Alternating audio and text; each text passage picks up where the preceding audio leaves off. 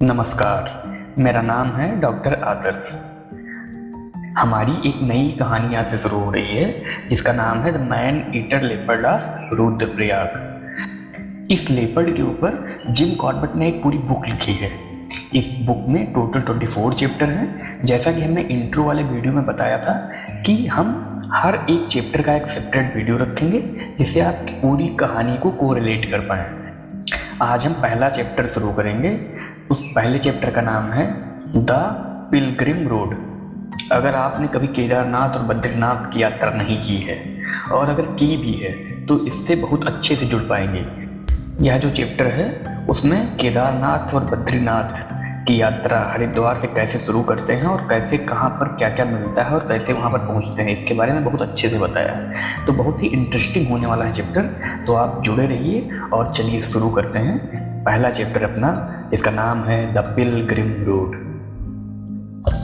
Jim Corbett अपनी कहानी शुरू करते हैं और बताते हैं कि यदि आप भारत के तपते मैदानी इलाकों से आए एक हिंदू हैं और सभी अच्छे हिंदुओं की तरह केदारनाथ और बद्रीनाथ के प्राचीन तीर्थ स्थलों की तीर्थ यात्रा करना चाहते हैं तो आपको अपनी तीर्थ यात्रा हरिद्वार से शुरू करनी चाहिए। और तीर्थ यात्रा के सही ढंग से संपन्न होने पर मिलने वाले पुण्यों को पूर्ण रूप से प्राप्त करने के लिए आपको हरिद्वार से केदारनाथ तक और फिर वहां से पहाड़ी मार्ग से होते हुए बद्रीनाथ तक का पूरा मार्ग नंगे पैर चलना चाहिए। आगे जिम कॉर्बेट बताते हैं कि पवित्र हरि की पौड़ी सरोवर में स्नान करके और हरिद्वार के अनेक तीर्थ स्थलों के दर्शन करके तथा उनके दान में अपना थोड़ा सा योगदान देकर आपको पवित्र सरोवर के ऊपर बने सकरे तीर्थ मार्ग पर कतार में खड़े कुष्ठ रोगियों के सड़ते हुए ठूंठों की पहुंच में एक सिक्का अवश्य फेंकना चाहिए, क्योंकि यदि आप ऐसा नहीं करेंगे तो वह आप पर श्राप बरसाएंगे। क्या फर्क पड़ता है अगर इन दुर्भाग्यशाली लोगों के पास आपके सपनों से भी अधिक धन है जो उनके गंदे चिथड़ों में या उनकी गुफाओं में छिपा है। ऐसे लोगों को श्राप से बचना ही सर्वोत्तम है और उससे मुक्ति पाने के लिए आपको केवल कुछ सिक्के ही खर्च करने होंगे।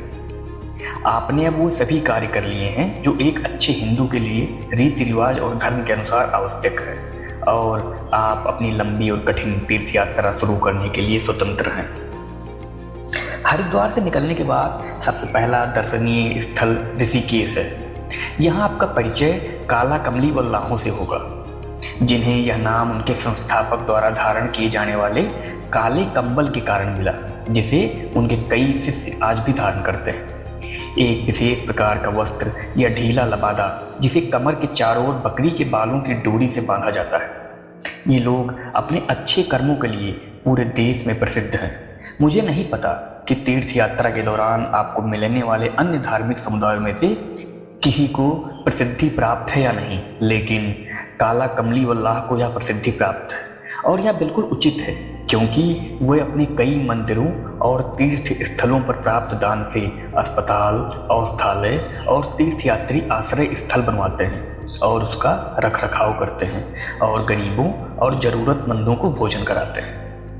जब आप ऋषिकेश से आगे बढ़ेंगे तो उसके बाद आप लक्ष्मण झूला पर पहुंचेंगे, जहां तीर्थ यात्रा मार्ग गंगा के दाहिने किनारे से बाएं किनारे की ओर एक झूलते हुए पुल पर से होकर गुजरता है। यहाँ पुल पर मौजूद लाल बंदरों से सावधान रहें, क्योंकि वह हरिद्वार के कुष्ठ रोगियों से भी अधिक दखलंदाजी करते हैं और जब तक आप उन्हें मिठाई या भुने हुए चने का प्रसाद नहीं चाहते तब तक इस लंबे और संकरे पुल को पार करना आपके लिए मुश्किल और कष्टदायक हो सकता है। आगे गंगा के बाएं किनारे पर 3 दिन की यात्रा के बाद आप गढ़वाल की प्राचीन राजधानी श्रीनगर पहुंच जाएंगे, जो एक ऐतिहासिक, धार्मिक और व्यापारिक केंद्र है और बेहद खूबसूरत है, जो ऊंचे पहाड़ों से घिरी एक विशाल खुली घाटी में बसा हुआ है।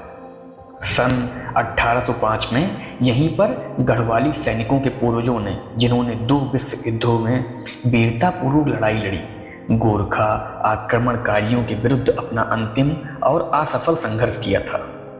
गढ़वाल के लोगों के लिए यह अत्यंत दुख की बात है कि उनका प्राचीन नगर श्रीनगर अपने राजाओं के महलों सहित 1894 में गोहना झील के बांध के टूटने से पूरी तरह से नष्ट हो गया था।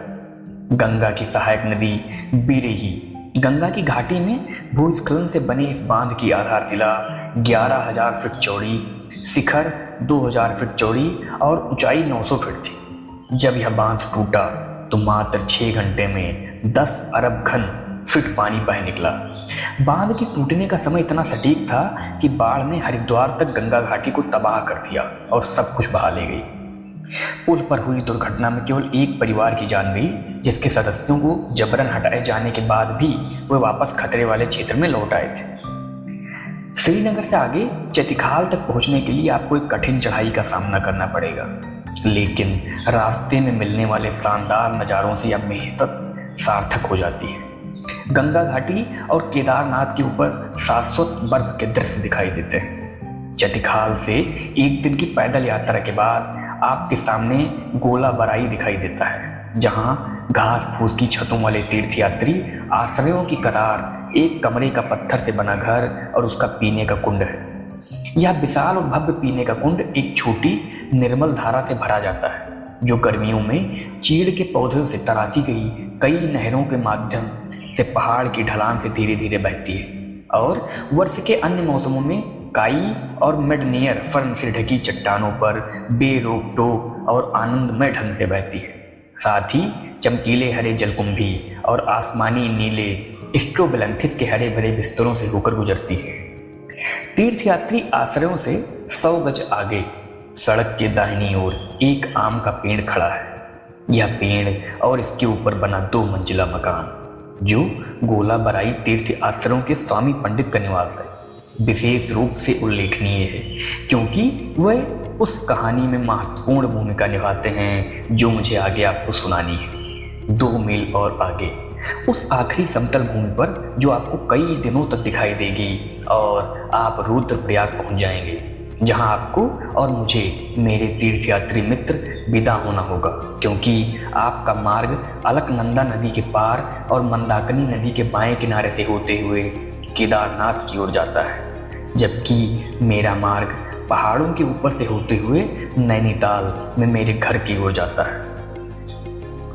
जिम कॉर्बेट आगे बताते हैं कि आपके सामने का रास्ता, जिस पर आप जैसे लाखों तीर्थयात्रियों के पैर पड़ चुके हैं, बेहद ढलान वाला और बेहद उबड़ खाबड़ है।